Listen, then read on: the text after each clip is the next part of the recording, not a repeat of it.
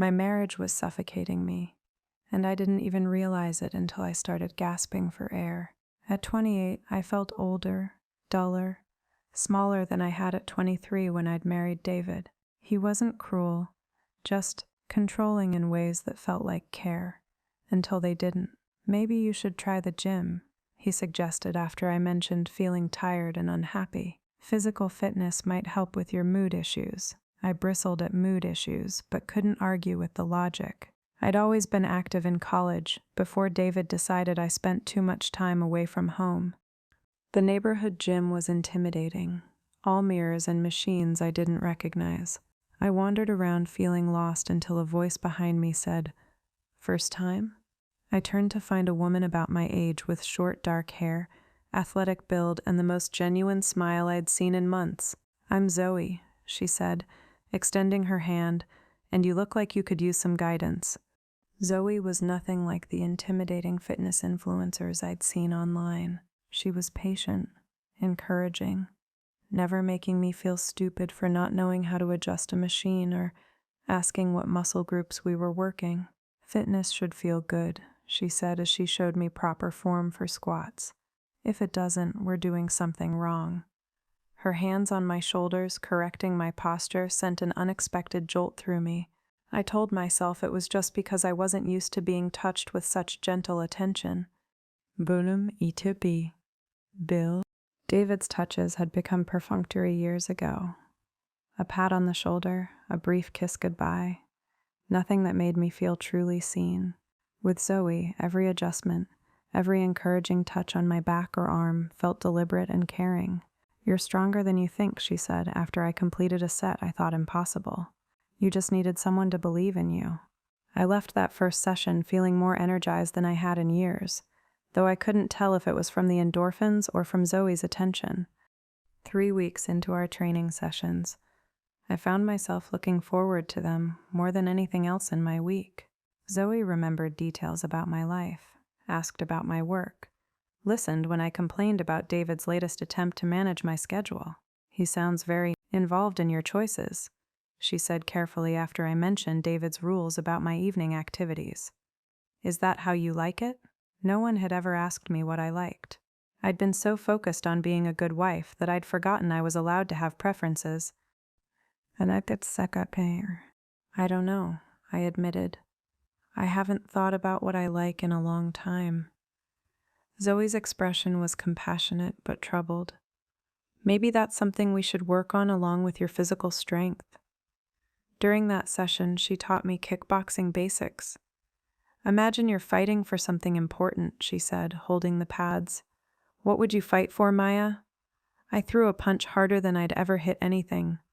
"Myself," I said, surprising us both. "I'd fight for myself." "Maya's been spending a lot of time at that gym," David mentioned to his mother during Sunday dinner, his tone carrying disapproval. "I'm worried she's becoming obsessed." I watched him describe my 3 weekly sessions like they were a dangerous addiction. "Perhaps you should find activities you can do together," his mother suggested. "A wife shouldn't need so much outside stimulation."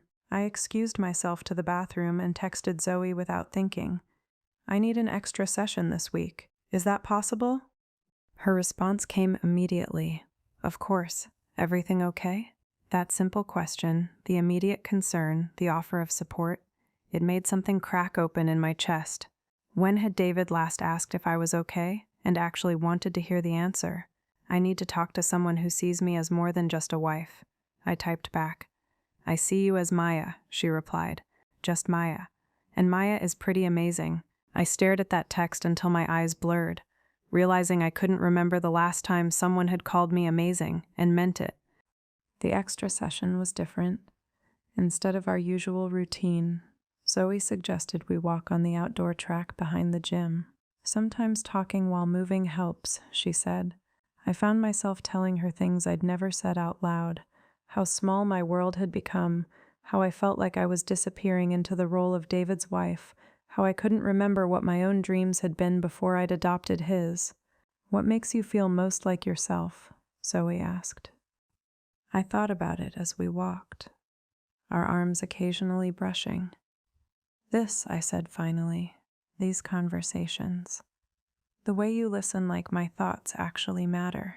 The way you push me to be stronger without making me feel weak first. Zoe stopped walking and turned to face me. Maya, you matter.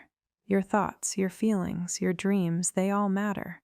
And anyone who makes you feel otherwise doesn't deserve you. The intensity in her voice, the way she was looking at me, made my breath catch. Zoe, I started, but she was already reaching out to tuck a strand of hair behind my ear. I'm sorry, Zoe said quickly, pulling her hand back.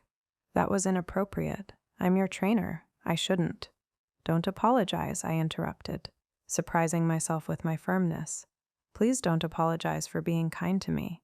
We stood there on the track, the evening air cooling around us, both of us aware that something had shifted. Maya, I need you to know that I care about you, Zoe said carefully, not just as a client, but as a person.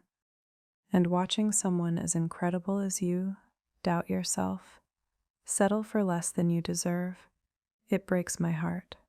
Her words hit me like a physical force. When had anyone last said they cared about me as a person, separate from what I could do for them? I care about you too, I whispered. More than I should, probably. More than I understand. Zoe stepped closer. What don't you understand? I've never felt this way about a woman before. I didn't know I could, but with you, I feel alive. Maya, Zoe said softly, her voice full of tenderness. There's nothing wrong with discovering new things about yourself. Feelings don't follow rules or timelines or other people's expectations. She reached for my hand, and I didn't pull away. But I need you to be sure this isn't just about feeling appreciated for the first time in a long time. I need you to be sure it's about me, about us, not just about escape. I looked at our joined hands, at this woman who had seen me, really seen me, and helped me remember who I was beneath years of shrinking myself. It's about you, I said with certainty I felt in my bones. It's about the way you make me laugh. The way you challenge me to be stronger, the way you listen like my words are important. Zoe's smile was radiant. Then we'll figure this out together. But Maya, you need to decide what kind of life you want. I won't be your secret or your escape. I want to be your choice. That night, I sat in my marriage bed next to my husband and felt like I was looking at my life from the outside. David was scrolling through his phone, occasionally showing me posts that he found amusing, expecting me to laugh at the right moments. This was our evening routine, parallel existence disguised as togetherness. I've been thinking about making some changes, I said into the blue light of his screen. What kind of changes? He asked without looking up. I want to go back to school. Maybe change careers. I've been feeling unfulfilled. Now he looked at me, frowning. Maya, you have a good job, a stable life.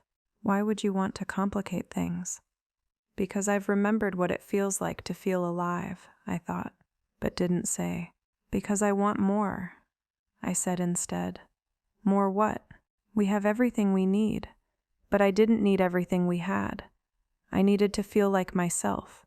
I needed conversations that mattered. I needed someone who saw me as more than a role to fill. I needed Zoe.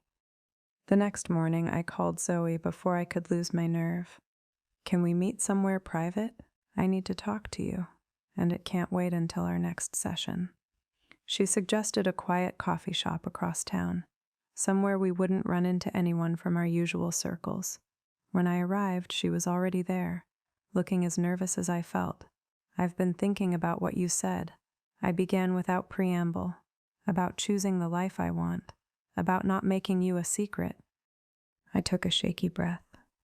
Zoe, I think I'm falling in love with you, and I think I've been unhappy in my marriage for years, maybe from the beginning.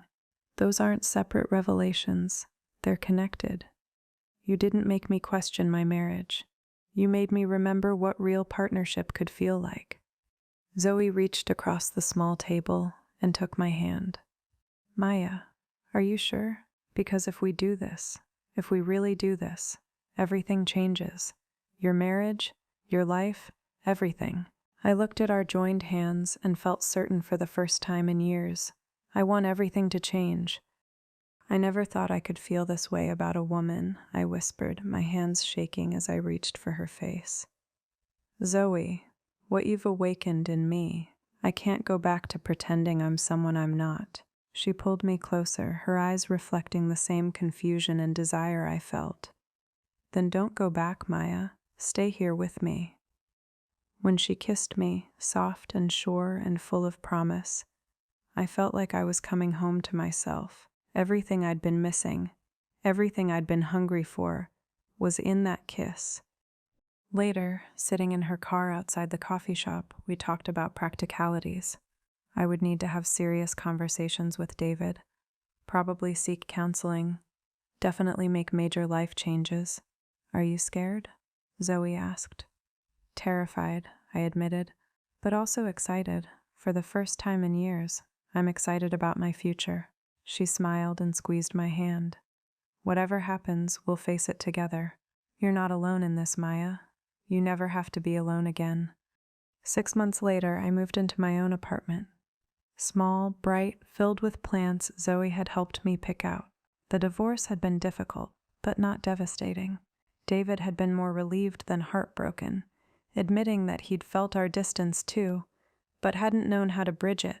I want you to be happy, he'd said during one of our final conversations. I just never knew how to make you happy. Neither did I'd replied. But I'm learning. Zoe was patient with my journey of self-discovery, understanding that figuring out my sexuality was just one part of figuring out who I was as an individual. Some days were harder than others, but I'd never been happier. You're glowing, Zoe said one evening as we cooked dinner together in my new kitchen. This is what you look like when you're living as yourself. She was right. I was finally, fully, authentically myself. And it was beautiful.